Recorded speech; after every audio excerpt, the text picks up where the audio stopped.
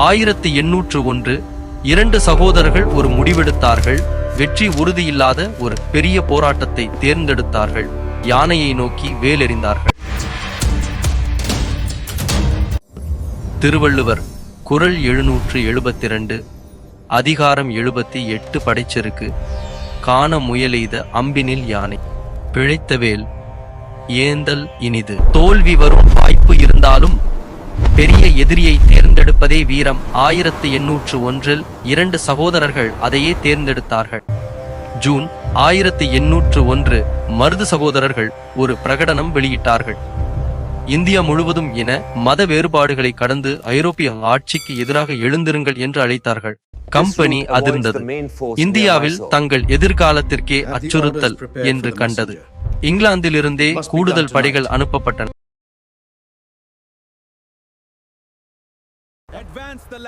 காளையார் கோயில் விழுந்தது. கோட்டை கைப்பற்றப்பட்டது. ஆனால் மருது சகோதரர்கள் விழவில்லை. காட்டுக்குள் மறைந்து மீண்டும் போரிட்டார்கள். கர்னல் ஆக்னவ் சரணடையுமாறு அழைத்தார். மன்னிப்பு வாக்குறுதி கொடுத்தார். 31 நாட்கள் காடு மறுத்தது. மருது படை மறுத்தது. 24 அக்டோபர் 1801 திருப்பத்தூர் கோட்டை. மருது சகோதரர்கள் மட்டுமல்ல, அவர்களுடன் நின்ற நூற்றுக்கணக்கான போர் வீரர்கள் அன்று தூக்கிலிடப்பட்டனர்.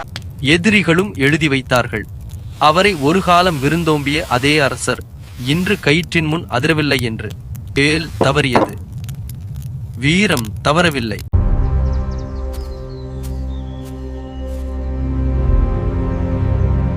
யானையை தேர்ந்தெடு. தவறினாலும் பரவாயில்லை.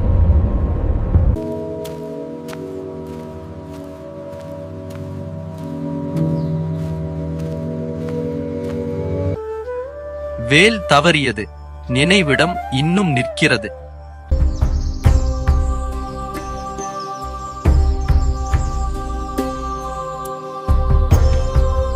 இருநூற்று 25 ஆண்டுகளுக்கு முன்பு அவர்கள் எறிந்த வேல் இன்று உன் கையில் இருக்கிறது. தோல்வி வந்தாலும் தோற்கவில்லை யானையை தேர்ந்தெடுத்தவன்.